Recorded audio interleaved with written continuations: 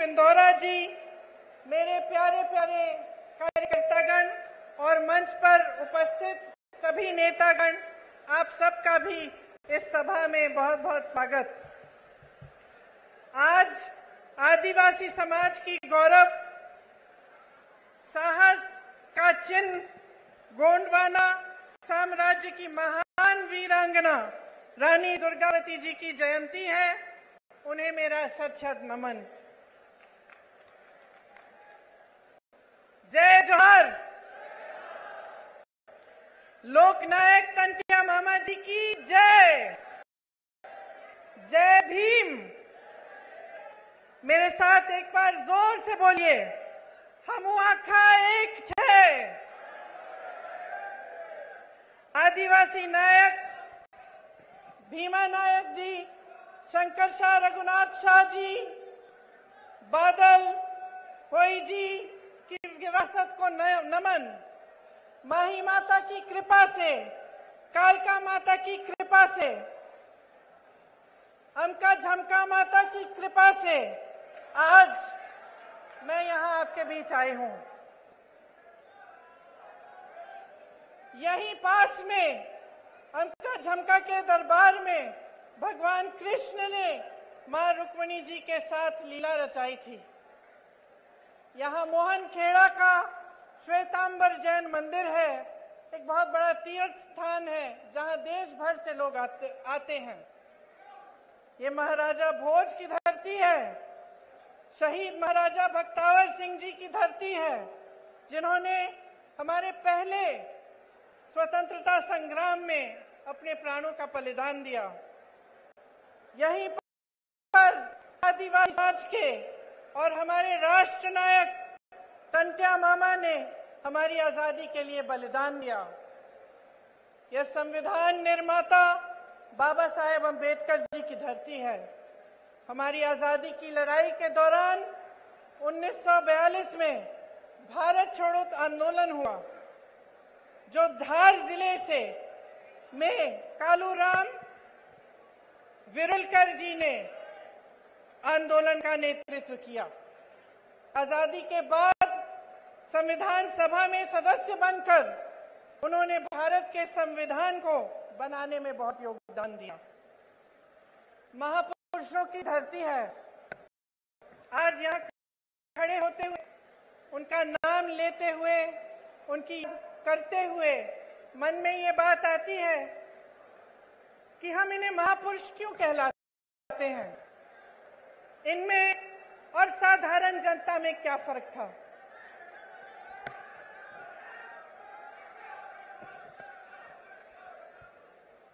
फर्क ये था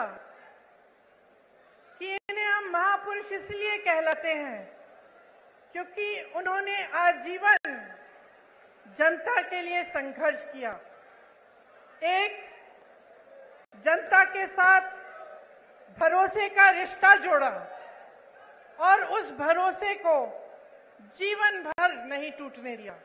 इसीलिए आज भी उनके गुजर जाने के सैकड़ों साल, दशकों बाद हम उनकी याद करते हैं और उनको नमन करते हैं। मेरी दादी इंदिरा जी भी एक इसी तरह की महापुरुष थी, पुरुष नहीं थी, मतलब एक बहुत बड़ी हस्ती थी जिन पर आपका पूरा भरोसा था। और आपका भरोसा इसलिए था क्योंकि उन्होंने दिन रात आपके लिए काम किया। एक भावनात्मक रिश्ता था और आज यहाँ खड़े हुए उस रिश्ते की भी मुझे याद आती है।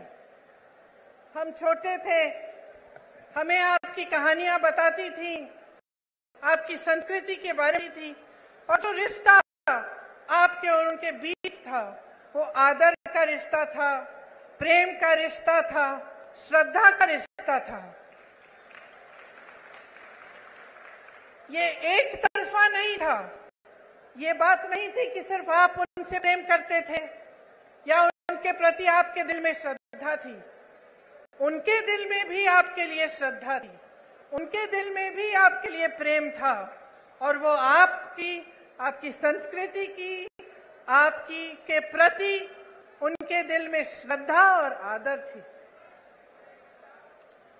तो ये जो रिश्ता होता है, जो नेता और जनता के बीच में होता है, एक बहुत अनोखा रिश्ता होता है। जैसे मैंने कहा, इस रिश्ते को अगर नेता निष्ठा से सींचता है, काम करके दिखाता है, तो ये रिश्ता मजबूत बनता है। तो एक ऐसा रिश्ता बनता है जैसा इंदिरा जी का आपके साथ था। आजकल परिस्थितियां काफी अलग हो चुकी हैं। हमारी तरह बहुत नेता चुनाव के समय खास तौर से आपके सामने आकर बड़े बड़े भाषण देते हैं, आप सबकी बातें सुनते हैं।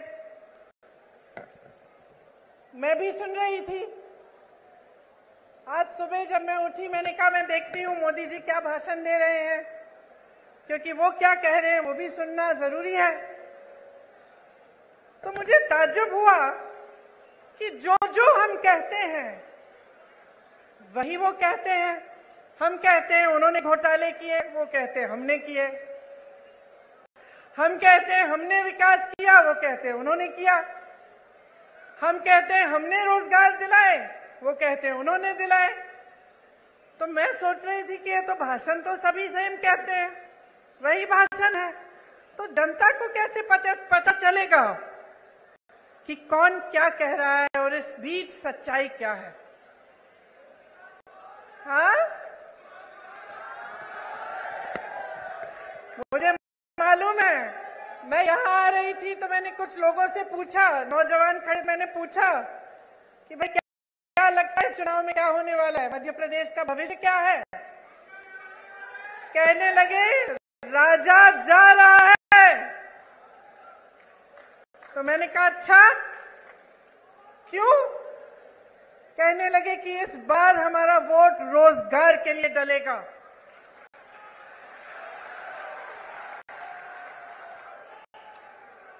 तो इसमें एक बात जो मैं इससे पहले कह रही थी, यह स्पष्ट हो जाती है कि जब एक पार्टी का नेता आपके सामने कुछ कहता है, दूसरा वही चीज लगभग कह के जाता है, तो आपको पता कैसे चलता है कि कौन सच्चाई कह रहा है? पता आपको तब चलेगा जब आप अपने ही अनुभव पर उतरेंगे। आपका अनुभव क्या है? आपका जीवन क्या है? आपके संघर्ष क्या है? क्या महंगाई बढ़ी है पिछले 18 सालों में? बताइए। 10 गुना? पिछले 5 सालों में? 3.5 सालों में? जब से इनकी सरकार रही है तब से बढ़ी है कि घटी है? बढ़ी है। रोजगार मिले हैं आपको? नहीं। मेरे किसान भाई जो खेती छोड़ के यहाँ आए, बताइए आपका जीवन ज्यादा मुश्किल हुआ है कि ज्यादा आसान? मुश्किल हुआ है।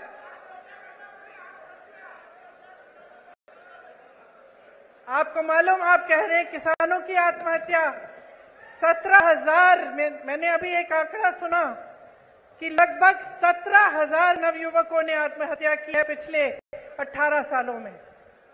तो सोचिए कि आपकी सच्चाई आज क्या है। किसी की बातों में मत पड़िए, मैं तो कहती हूं मेरी बातों में भी मत पड़िए, अपनी सच्चाई और अपने अनुभव में पड़िए और उस अनुभव के आधार पर अपना निर्णय लीजिए। आज हम इस देश में खड़े हैं जिस पर हम सबको गर्व है। और गर्व क्यों है? क्योंकि अगर आप आसपास के देशों को देखेंगे तो शायद हमारा एक देश है इन सारे आसपास के देशों में जो आजादी के बाद एक लोकतंत्र माना जाता था और जिसका लोकतंत्र हमेशा मजबूत रहा है। और ये लोकतंत्र हमारे संविधान में गढ़ा हुआ है। जिन्होंने हमारे संविधान को लिखा और बनाया, उन्होंने जीवन इस देश के लिए दिया। एक नहीं थे, बहुत सारे लोग थे हमारे स्वतंत्रता सेनानी। और हमें गर्व है आज अपने देश पर, जिसके संविधान में लिखा है कि हर जने को समान अधिकार मिलना चाहिए। कांग्रेस की सरकारों ने पंचायतों को सत्ता देकर यह अधिकार मजबूत बनाया। आज देखिए आज की परिस्थिति क्या है। आज तमाम पंचायतों को मुश्किलों में डाल दिया है और जहां हमने पंचायतों के लिए व्यवस्था लागू की, भाजपा सरपंचों के अधिकारों में कटौती ला रही है, आपको कमजोर कर रही है। राज्य भर में आज प्रभारी 1 महीने से हड़ताल पर बैठे हैं। जितने भी काम आपको कराने पड़ते हैं सब काम रुक गए हैं, भटकते रहते हैं इधर से उधर। उनकी अपनी मांग है, उनको भी सरकार ने सहायता नहीं दी, वे हड़ताल पे बैठे हैं। ये स्थिति है आज यहाँ की। 18 सालों में 250 से ज्यादा, 250 से ज्यादा घोटाले हुए हैं। अगर हम उसकी लिस्ट बनाने चले तो हम यहाँ पे 2 घंटे के लिए खड़े रहेंगे। बच्चों के पोषण का घोटाला, मिड डे मील का घोटाला, बच्चों के एडमिशन का घोटाला, सर्व शिक्षा अभियान में घोटाला, स्कॉलरशिप में घोटाला, भर्ती की परीक्षाओं में घोटाला, नौकरियों में घोटाला, धार में यहाँ के डैम के बनाने में भी भ्रष्टाचार हुआ। इससे क्या पता चलता है आपको? आप अगर मेहनत करते हैं खेती में, काम में मेहनत करते हैं, कहीं नौकरी करते हैं तो किस लिए करते हैं?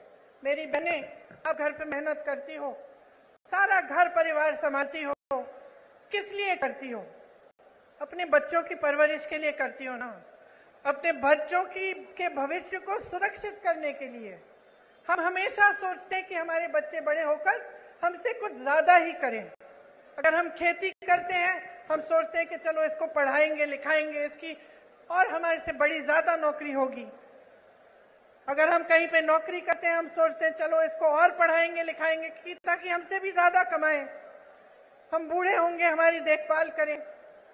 यही हमारा मकसद होता है। भी लोग आज यहाँ बैठे हैं, सब चाहते हैं कि अपने बच्चों का भविष्य मजबूत हो, उनकी तरक्की हो।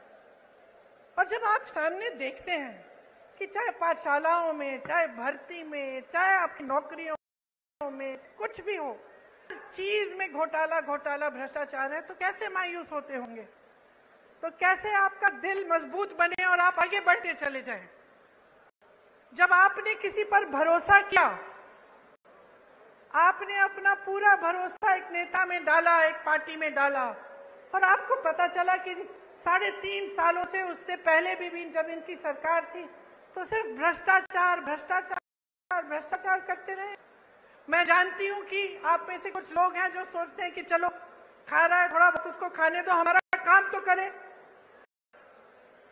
है कि नहीं? मैंने बहुत बार सुना है कि लोग कहते हैं चलो कोई बात नहीं, थोड़ा बहुत सब करते हैं, लेकिन कम से कम हमारा काम तो हो रहा है।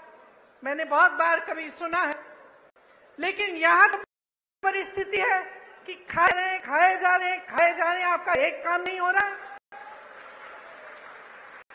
आप अपने बच्चों को पाठशाला भी नहीं भेज सकते, ये जानने के बिना कि वहां पे भी भ्रष्टाचार हुआ है। यहाँ व्यापम का घोटाला हुआ, 50 से अधिक लोगों की मौत। इन्होंने जांच कराई, ये पता चला कि किसी ने इनके खिलाफ कुछ कह दिया, लिख दिया, एकदम ईडी पहुंच गई उनके घर। अरे यहाँ तक कि फिल्मों के अभिनेताओं के घर भी कल परसों ईडी पहुंच गई। यहां पे क्यों नहीं पहुंची? यहां जो इतने बड़े घोटाले हुए हैं, इनके अधिकारियों के घर में क्यों नहीं पहुंची? इनके नेताओं के घर में क्यों नहीं पहुंची? तो ये सवाल आपको पूछने हैं। जब मां नर्मदा के साथ घोटाला हो सकता है, भ्रष्टाचार हो सकता है, जब महाकाल की मूर्तियों के साथ सप्त ऋषियों की जो मूर्तियां हैं, उन्हें स्थापित एक दिन किया, अगले दिन बह गई, इनके साथ जब भ्रष्टाचार हो सकता है, जब भगवान के साथ कोई घोटाला और भ्रष्टाचार करने की हिम्मत करता है, तो क्या समय नहीं आ गया है इनको बदल डालने का? बताइए।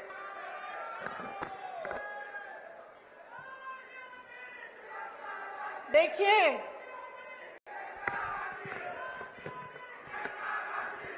देश की आंधी इस देश का नौजवान है।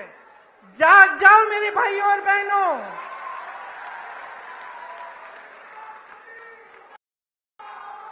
आपको बचाने के लिए कोई आंधी नहीं आ रही है, आप खुद को बचाइए।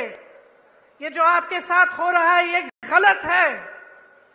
जो रोज रोज आप जी रहे हैं, आप संघर्ष कर रहे हैं, ये गलत है। मेरे नौजवान भाइयों, आप फीस देते हैं ट्यूशन की, देते हैं कि नहीं? जब आपको भर्ती की परीक्षा भरनी पड़ती है, आप संघर्ष करते हैं कि नहीं? माता पिता आपके लिए खेती करते हैं, नौकरी करते हैं, संघर्ष करके आपके लिए पैसे इकट्ठे करते हैं कि आपकी फीस भरेंगे कि नहीं? तो क्यों इनको आपने इतनी हिम्मत दे दी है कि जब आप परीक्षा देने जाते हैं तो बार बार उनकी भर्ती की परीक्षाओं में ये घोटाला करते हैं? मैंने उत्तर प्रदेश में देखा है, मैंने उत्तर प्रदेश में ऐसे नौजवान देखे हैं जिनके 10-10 साल गुजर गए हैं। एक परीक्षा दी, मार्क्स नहीं निकले, उसमें कुछ घोटाला हो गया। दूसरी परीक्षा दी, उसमें भी घोटाला हो गया, भर्ती की लिस्ट नहीं निकली। इंतजार करते रहे ये सोच के कि हमने पैसे खर्चे हैं, हमने मेहनत की है, एक ना एक दिन हो जाएगा। इंतजार करते रहे। जो बच्चा 22 साल का था, 21 साल का था, अब 30 साल का हो गया, अभी तक उसको नौकरी नहीं मिली। ये परिस्थितियां हैं इन प्रदेशों में। अब भाजपा सरकार में है, सत्ता में है, क्योंकि इनका अहंकार बहुत बढ़ गया है। मेरी बहनों और भाइयों, बहुत ज्यादा लूट होने लगी है और कोई रोक, कोई लगाम नहीं है। आप सोचिए, जब आप ही की संपत्ति, इस देश की संपत्ति, जो सबसे बड़े बड़े पीएसयू हैं, वही अपने दोस्तों को बेच डाले। जब यहाँ खड़े हुए जितने भी अधिकारी हैं, पुलिस वाले खड़े हैं, कर्मचारी हैं, इनको पुराना पेंशन नहीं मिलता। जब इसको देने का समय आता है तो आपको बताया जाता है कि पैसे नहीं है। तो अगर पैसे नहीं है तो अडानी जी के हजारों करोड़ लोन माफ कैसे हो रहे हैं? अगर किसान के कर्ज माफ नहीं हो सकते तो ये बड़े बड़े उद्योगपतियों के कर्ज माफ कैसे हो रहे हैं? ये सवाल आपको पूछना पड़ेगा, क्योंकि आप अगर ये सवाल नहीं पूछेंगे तो हमारी नहीं, इन सब नेताओं की नहीं, आप सबकी जिंदगी बर्बाद होगी, आपका भविष्य बर्बाद होगा। आपके आने वाले दिन अच्छे नहीं, बुरे होंगे। और ये बात आपको गहराई में समझनी पड़ेगी। आज ऐसी परिस्थिति बन गई है कि कुछ लोगों ने नेताओं को भगवान बना दिया है। नेता भगवान नहीं है। बहनों और भाइयों, आप में से उभर के आता है, आपकी तरह इंसान है, और जब उसका अहंकार बहुत ज्यादा बढ़ जाता है, जब वो आपकी परवाह नहीं करता, तो इस लोकतंत्र ने, जिसपे हम सबको गर्व है, इस लोकतंत्र ने आपको अधिकार दिया है कि आप उसको निकालें, उसको सबक सिखाएं, उसको जिम्मेदार बनाएं, उसको जवाबदेह बनाएं। और ये आपकी जिम्मेदारी है। आज आपके प्रदेश में इतनी महंगाई है, मैं जानती हूं बहनों, मैं जानती हूं कि आप पर क्या गुजर रहा है। मैं जानती हूं कि जब आप सोच रहे होंगे कि त्योहार का मौसम आ रहा है, दशहरा आ रहा है, धनतेरस, दिवाली, आप कुछ खरीदना चाहते हैं, आप जब दुकान जाते हैं तो घबराते हैं कि हम ये सब चीजें ले पाएंगे कि नहीं। आधी चीजें खरीदते हैं, आधी छोड़ देते हैं। मैं जानती हूं आप सोचती हैं कि किस तरह से थोड़ी बहुत बचत हो जाए घर में, थोड़ा कम खा के, थोड़ा सा काम ज्यादा करके। मैं जानती हूं कि कितनी मुश्किल समाज का कितना बोझ उठाती हैं। आपको बताया जाता है कि राशन हमने मुफ्त कर दिया। वाह वाह वाह, बहुत बढ़िया। वहां हजारों करोड़ के लोन मुफ्त में मिल रहे हैं, यहां राशन पे हमें आपसे हाथ जोड़ना पड़ रहा है। इन्होंने कहा कि राशन आपको मुफ्त में दे रहे हैं। अब आप सोचिए, मैं एक राज बताती हूं आपको। जब कांग्रेस की सरकार थी तब आपको राशन कितने में मिलता था? 60 रुपए में। उस समय गैस का सिलेंडर कितने का था? 425 रुपए। तो मतलब 485 रुपए में लगभग आपको राशन भी मिल जाता था और आपको सिलेंडर भी मिल जाता था। अब ये कहते हैं इन्होंने राशन मुफ्त कर लिया, जैसे बहुत बड़ा एहसान कर लिया आप पे। और अभी तक, कल तक, चुनाव के आने तक सिलेंडर कितने का मिल रहा था आपको? 1125 रुपए। तो जो आपको पहले सिलेंडर और राशन 485 रुपए में मिल रहा था, आज आपको राशन मुफ्त लेकिन सिलेंडर 1125 रुपए। और चुनाव आया, से कम चुनाव आया। आप सुन लीजिए इस बात को बहुत ध्यान से। चुनाव आया तो क्या क्या नहीं हुआ। चुनाव आया तो घोषणाएं शुरू। चुनाव आया तो मोदी जी हर 2 दिन यहां आकर कोई उद्घाटन कर रहे हैं। 18 साल में समय नहीं मिला उद्घाटन करने के लिए। ये पुल, ये सड़कें, ये सब विकास की बातें ये पहले नहीं हो सकती थी? क्या समझ रखा है आपको भाइयों और बहनों? अरे जागो, इनको सिखाओ। ये तो समझ रहे हैं कि किसानों के जीवन में मुश्किल पे मुश्किल डालें, कि आप सिंचाई के लिए इनसे भीख मांगे। आपकी जब फसल बर्बाद हुई है उसका मुआवजा आपको मिला है? यहाँ सोयाबीन के किसान हैं? आपको मुआवजा मिला? चलिए, बारिश आई, बाढ़ आई, कुछ सर्वे भी किया इन्होंने मुआवजे के लिए? नहीं किया। अब देखिए चुनाव आ रहे हैं, देखिए क्या पता कुछ मुआवजा भी दे दे। चुनाव के बाद करेंगे नहीं करेंगे ये मत पूछिए मेरे से। फसल बीमे में घोटाला, तो हर तरफ घोटाला। तो आप बताइए इसका इलाज क्या है? आज बेरोजगारी चरम पे है कि नहीं है? है ना? आपको मालूम है कितने पद खाली हैं?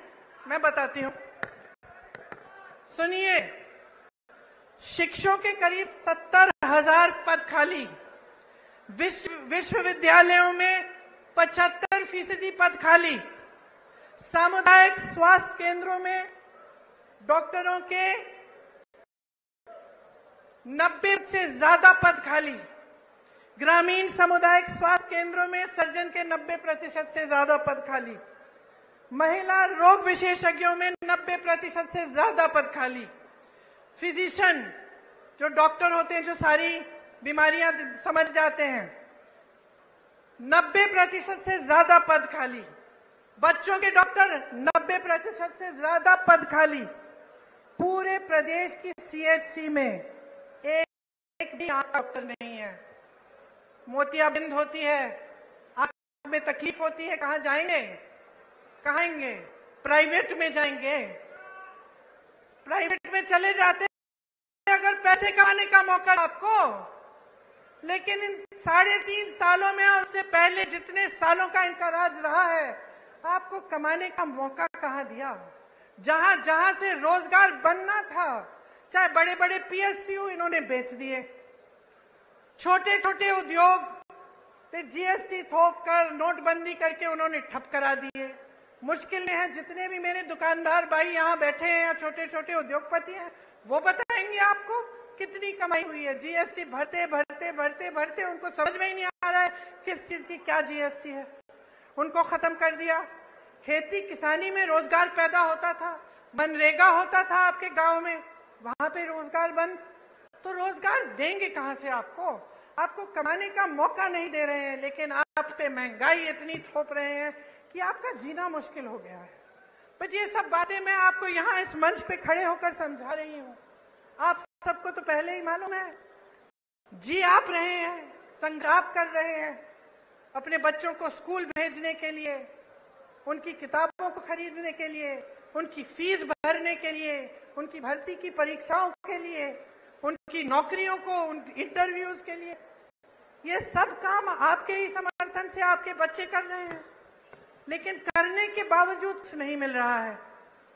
इसीलिए मैं आपसे कहना चाहती हूं कि आप इंदौर संभाग के हैं। आप जानते हैं कि पिछले 18 सालों में यहां कोई नई यूनिवर्सिटी नहीं बनी है कि नहीं बनी? कोई नया अस्पताल बना? कोई मेडिकल कॉलेज खोला? तो क्या कर रहे हैं ये?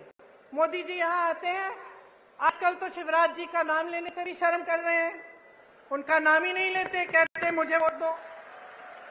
और वो तो आपके सीएम बनने वाले नहीं है। मैंने आपको बताया, मैं भाषण सुन रही थी उनका, 50 मिनट में 50 बार कांग्रेस का नाम लिया। तो कांग्रेस के जो कार्यकर्ता हैं, खुश हो जाओ भाई, खुद नाम लेने के बजाय वो नाम ले रहे हैं आपका। मैं तो कहती हूँ, छोटी हूं उनसे, कम अनुभव है, उम्र भी कम है, लेकिन एक छोटी सी सलाह दे देती हूँ, जितनी बार कांग्रेस का नाम 50 मिनट के भाषण में लेते हैं, विकास का नाम ले लीजिए। ये बता दीजिए कि 18 सालों में आपने इंदौर के लिए क्या किया, आपने मध्य प्रदेश की जनता के लिए क्या किया, कितने रोजगार बनाए, कितने घोटालेबाजों को पकड़ा, कितनों के पीछे ईडी डाल दी, कितने जेल में हैं, किसानों के लिए कितनी राहत दी, कितनी बिजली फ्री दी। लेकिन ये बात नहीं कर सकते, इनमें हिम्मत नहीं है, क्योंकि काम नहीं किया है। इसीलिए मैं बार बार भरोसे की बात करती हूँ, मैं बार बार कहती हूँ, देखिए बहनें, एक नया बिल लाए संसद में, महिला आरक्षण बिल, खूब वाह वाह हुई पूरे देश भर में। जितने भी विपक्षी दल हैं, हमने भी समर्थन किया कि चलो ये बहुत अच्छा कदम है। बड़ी बड़ी घोषणाएं हुई, टीवी पे इश्तिहार हुए, सब कुछ हुआ, मोदी जी की बड़ी वाह वाह हुई। फिर क्या पता चला कि 10 सालों के लिए ये लागू ही नहीं होगा। इससे पहले जाति जनगणना करनी पड़ेगी, उससे पहले परसिमन करना पड़ेगा, 10 साल लगेंगे। तो फिर इस घोषणा का मतलब क्या है? इन चुनाव के लिए फिर से मतलब क्या है? आप महिलाओं को मजाक समझ रहे हैं? आप समझ रहे हैं कि महिलाओं को आप कुछ भी कह दें और हम अंधे होकर आपको वोट देंगे? हमारा अधिकार है, ये हमारा अधिकार है कि हमें आरक्षण मिले, हमारा अधिकार है। ये कोई एहसान नहीं कर रहा है हम पे। और जिस तरह इस देश के एक एक वासी का अधिकार है, संविधान में है कि हर चीज के लिए समान अधिकार होना चाहिए, तो फिर जाति जनगणना क्यों नहीं हो रही है? जब इसकी बात उठती है तो ये चुप क्यों हो जाते हैं? आपने देखा बिहार में सर्वे हुआ, सेंसस हुआ, क्या पता चला कि ओबीसी, दलित और जनजाति संख्या कितनी है इनकी? 84% प्रदेश में। तो बताइए, बड़े बड़े पदों में जहां सबसे ज्यादा लाभ होता है या जहां सबसे ज्यादा सत्ता होती है, उन पदों में क्या 84% इन जातियों के लोग हैं कि नहीं? बताइए, होने चाहिए कि नहीं? तो जब ये बात उठती है तो ये चुप क्यों हो जाते हैं? आप सब आदिवासी समाज के हैं, यहां से आपको पलायन करना पड़ता बात नहीं। दिल्ली में बहुत हूं जो यहां से गए हुए वहां पलायन करें, क्यों? रोजगार ढूंढने के लिए।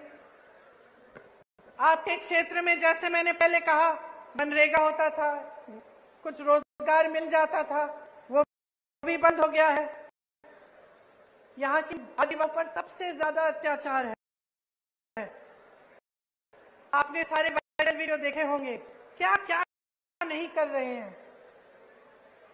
देश में सबसे ज्यादा बच्चियां एमपी में गायब हैं, सबसे ज्यादा महिलाएं यहां से गायब होती हैं। यहां रोज सत्ता बलात्कार होती है। बहनों सुनो,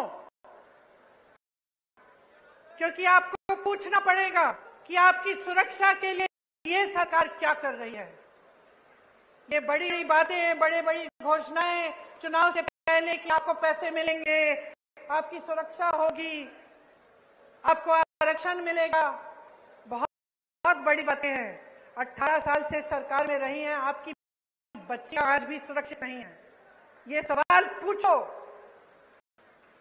आपको याद है वो कहानी, यही कृष्ण भगवान ने जब रुक्मिणी जी के साथ लीला रचाई तो रुक्मिणी जी ने क्या कहा? कहा कि घोड़ों का, रथ के घोड़ों की लगाम आप मुझे दे दीजिए, मैं चलाऊंगी ताकि किसी को गलतफहमी ना हो। और मेरी बहनें मुस्कुरा रही हो, लगाम अपने हाथों में लो, अपने भविष्य का रुक्मिणी जी की तरह चलाओ। आगे देखो, अर्जुन की आंख और अर्जुन के निशाने के तरह विकास, अपने बच्चों का भविष्य, अपने अधिकार, इस देश को आगे बढ़ाने का काम अपनी नजर से मत हटाओ। ये तुम्हारी जिम्मेदारी है मेरी बहनों। तुम अगली पीढ़ी का परवरिश करती हो, तुम समाज को बनाती हो। अगर तुम समाज को मजबूत नहीं रखोगी तो ये समाज नहीं रहेगा। जो आपकी परंपराएं हैं, मेरी दादी इंदिरा गांधी कहती थी कि जो आदिवासी संस्कृति है, जो आदिवासी परंपराएं हैं, इन्हें मजबूत रखना बहुत जरूरी है। कभी इन्हें बदलने की कोशिश नहीं की उन्होंने। जल, जंगल, जमीन का अधिकार आपको दिया, पट्टे आपको दिए ताकि आप मजबूत बने। और मेरी बहनें, आज इस देश का एक एक नेता समझ गया है कि अगर महिलाओं का वोट उसे नहीं मिले तो वो सत्ता में नहीं आ सकता।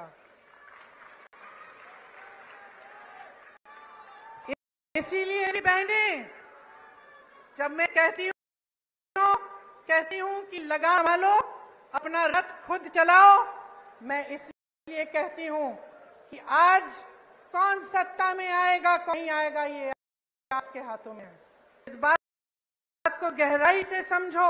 आपको झूठे वादे किए जाते हैं, जब आपको बताया जाता है कि हम आपके लिए क्या करेंगे, तो जानते हैं आपकी बेटियां अगर हैं तो कभी कभी बेटी आती है, कहती है अच्छा लड़का मिल गया,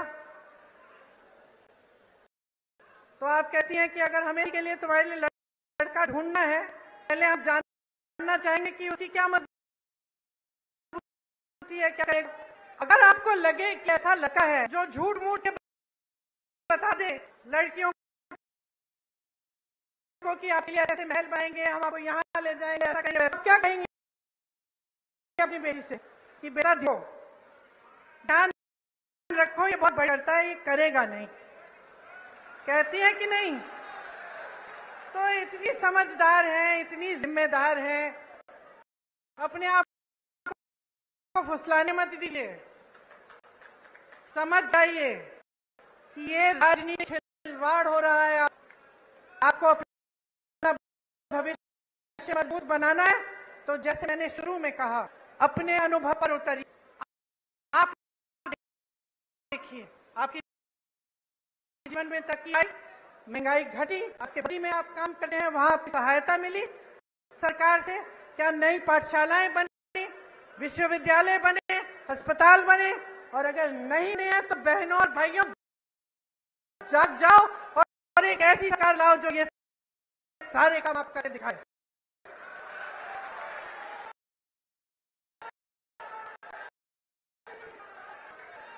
शिशुपाल अत्याचारों का घड़ा भर गया है,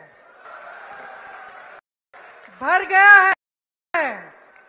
कृष्ण भगवान की तरह कृष्ण रूपी बन जाओ और कृष्ण भगवान की तरह इनको निकाल दो, इनको खत्म कर दो।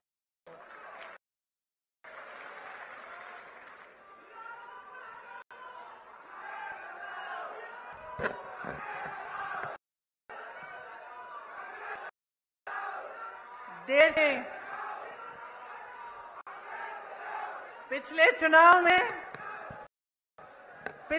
में आपने कौन सी सरकार चुनी थी? कांग्रेस। यहां बैठे कमलनाथ जी, पिछली सरकार में आपने कांग्रेस का पिछले चुनाव में आपने कांग्रेस की सरकार चुनी। फिर क्या हुआ? रिश्वतखोरी हुई और जो आपका आदेश उसका पालन नहीं किया गया। आप कांग्रेस की सरकार चाहते थे और जोड़ तोड़ करके 1.5 साल के अंदर आपको भाजपा की सरकार मिली।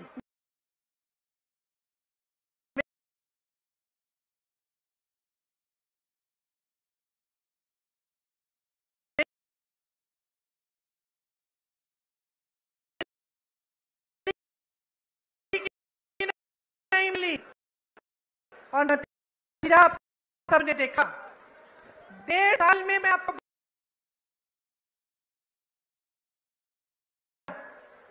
बढ़ाकर 6 रुपए बनाया। करोड़ परिवारों को स्वयं में 100 यूनिट दिलवाई, 1000 गौशाला खुलवाई।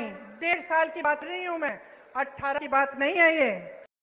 12,000 बर्तन बैंक खोले, इससे आपको भी सुविधा मिली होगी। ओबीसी आरक्षण 14% से बढ़ाकर 27% किया। आर्थिक रूप से कमजोर सामान्य वर्ग के साथ आरक्षण दिया।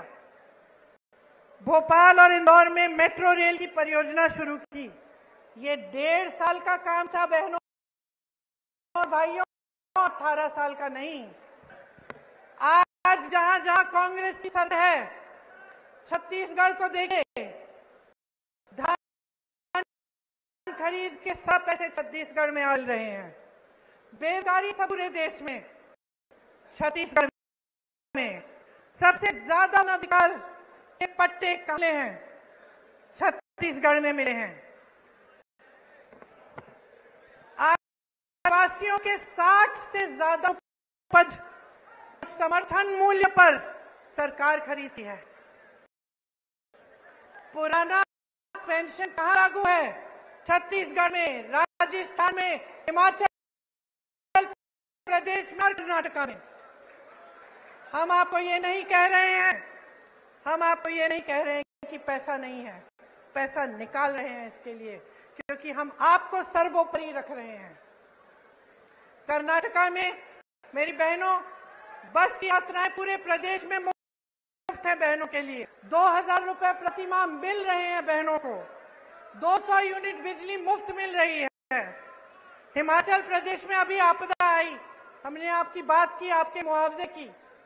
आपको मुआवजा नहीं मिला जब बाढ़ आई, जब आपकी फसल खराब हुई। हिमाचल प्रदेश में आपदा है, सबसे बड़ा पैकेज आपदा के लिए, राहत के लिए हिमाचल प्रदेश में कांग्रेस की सरकार दे रही है। राजस्थान में बहनों और भाइयों, हमने बात की कि यहां स्थिति क्या है अस्पतालों की। डॉक्टर के पद खाली हैं, नौजवान बच्चे बेरोजगार हैं।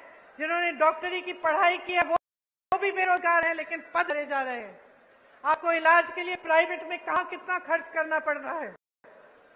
और राजस्थान में चिरंजीवी योजना कांग्रेस की सरकार ने निकाली है। आप किसी भी राजस्थान पूछिए, 25 लाख तक मुफ्त इलाज हो रहा है, आज के दिन हो रहा है।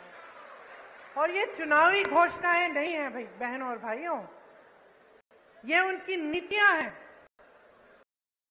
ये कांग्रेस की सरकारों की नीतियां इसलिए हैं क्योंकि हमें आप सर्वोपरि हैं, आपसे बड़ा कोई नहीं है। और आज मैं इस मंच पर खड़े होकर आपको कह रही हूं कि कांग्रेस आपके लिए कुछ गारंटी लाई है, और आप ही खुद देखिए कि क्या कांग्रेस के प्रदेशों में इनकी गारंटियां लागू हो रही हैं कि नहीं। तो आपको ये पता चलेगा, खुद अखबारों में पढ़िए, इंटरनेट पे जाकर देखिए, जहां आपको सुविधा हो वहां पूछिए। जब आपको खुद अपने अनुभव से पता चलेगा कि हाँ, इन्होंने जो वादे किए वाकई पूरे कर रहे हैं, तब आप इन गारंटियों में आप विश्वास करो। और मैं दावे के साथ कहूं आपको कि जहां जहां हमारी सरकार है वहां गारंटीज पूरी हो रही हैं और यहाँ पे मध्य प्रदेश में होंगी। क्या है ये गारंटी? जिस तरह से किसानों के कर्ज हमने पहले माफ किए, उस तरह से हम उस काम को फिर से शुरू करेंगे। 100 रुपए में 100 यूनिट बिजली मुफ्त मिलेगी। 200 यूनिट बिजली के लिए जो बिजली का बिल है वो आधा होगा, हाफ होगा। पुरानी पेंशन यहां मध्य प्रदेश में लागू की जाएगी। आपको गैस सिलेंडर हम 500 रुपए में दिलवाएंगे। महिलाओं को 1500 रुपए प्रति माह मिलेगा, आपके खाते में जाएगा। और 5 हॉर्स पावर सिंचाई की बिजली भी किसानों को मुफ्त मिलेगी।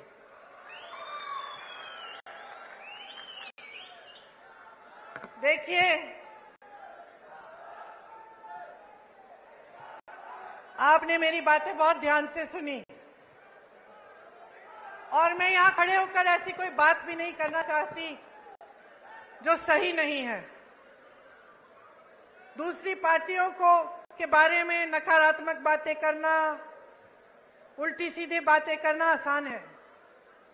अपने काम और अपनी पार्टी, अपनी सरकारों के अनुभव, उनके विवेक, उनके कार्यों के आधार पर बात करना मुश्किल होता है। मुश्किल क्यों? क्योंकि फिजूल की बात नहीं कर सकते। मैं यहां खड़ी होकर ये नहीं कह सकती कि भाई राजस्थान में चिरंजीवी योजना है, 25 लाख का मुफ्त इलाज है, अगर नहीं होगा तो। क्योंकि आप में विवेक है, आप जान लेंगे कि भाई यहां पे खड़े होकर सब फालतू की बातें करते हैं। तो यहां खड़े होकर मैं सिर्फ वो बातें करना चाहती हूं जो सच्चाई है, जो हमारे अनुभव की बातें हैं और जिन बातों की सच्चाई आप खुद खोज सकते हैं। तो यहां खड़े होकर सबसे बड़ी बात मैं आपसे क्या कहना चाहती हूं कि देखिए, ये देश आपका है, ये देश आपका है, ये प्रदेश आपका है, ये भविष्य आपका है, ये आगे वाली पीढ़ी, ये नई पीढ़ी आपकी है। तो जिम्मेदारी भी आपकी है। कांग्रेस पार्टी भी आपकी है, हम सब भी आपके हैं। तो ये एक बहुत बड़ी जिम्मेदारी है, इसको हल्के में मत लीजिए। आपको संविधान ने सबसे बड़ी शक्ति दी है, वो आपकी शक्ति है, जनता की शक्ति है। अब बहुत हो चुका है, आपने बहुत देख लिया है, टीवी में बातें सुन ली हैं, बड़े बड़े इश्तिहार देख लिए हैं, वहां हरियाली है, इश्तिहारों में बड़ी बड़ी चीजें हो रही हैं, सब बन रहा है, यूनिवर्सिटियां बन रही हैं, अस्पताल बन रहे हैं, रोजगार बन रहे हैं, पढ़ाई भी हो रही, सब कुछ हो रहा है इश्तिहारों में, लेकिन जमीन पर नहीं हो रहा है। और जब तक आप इसको जमीन पर नहीं उतारेंगे, आप स्पष्ट कर दीजिए हर नेता को कि जब तक ये बातें जमीन पर नहीं उतारेंगे, अपने वादों पर खरे नहीं उतरेंगे, तब आपका कीमती वोट उनके पास नहीं जाएगा। और मैं ये दावे के साथ कह सकती हूं कि अगर आप सोच समझ के अपना वोट देंगे, अगर आप वाकई अपने भविष्य को बनाने के लिए और ऐसी बातों में नहीं पड़ेंगे जिनसे आपके जज्बात जुड़ जाते हैं, क्योंकि बहुत चालाकी से चुनाव के समय आपके जज्बातों को जोड़ा जाता है। धर्म की बातें होती हैं, जाति की बातें होती हैं, ऐसी बातें होती हैं कि आपको बुरा लगता है अगर हम वोट नहीं देंगे, कहीं हमारे धर्म पे आंच ना आ जाए, हमारी जाति पे आंच ना आ जाए। लेकिन यह आपको गुमराह करने का तरीका है। तो जैसे मैंने कहा, अपनी आंख अर्जुन की तरह निशाने पर रखिए। निशाना आपका भविष्य है, निशाना मध्य प्रदेश का भविष्य है। मेरी बहनों, निशाना आपका भविष्य है। इससे आंख मत हटाओ और आप जिस दिन चुनाव में वोट डालने जाएंगे, उस दिन याद रखो मेरी बातें, ये वोट आपके लिए जाना चाहिए, आपके मध्य प्रदेश के लिए, आपके भविष्य के लिए, और आपके बच्चों को मजबूत बनाने के लिए। और मैं दावे के साथ कहती हूं कि अगर आप इस तरह से सोचेंगे, अगर आप पूरे विवेक से और अपने ही अनुभव से अपना वोट डालेंगे, तो आपका एक एक वोट आज कांग्रेस पार्टी को जाएगा। क्योंकि इस देश को मजबूत बनाने वाली, इस देश को स्वतंत्र बनाने वाली, इस देश को एक रखने वाली, इस देश में विकास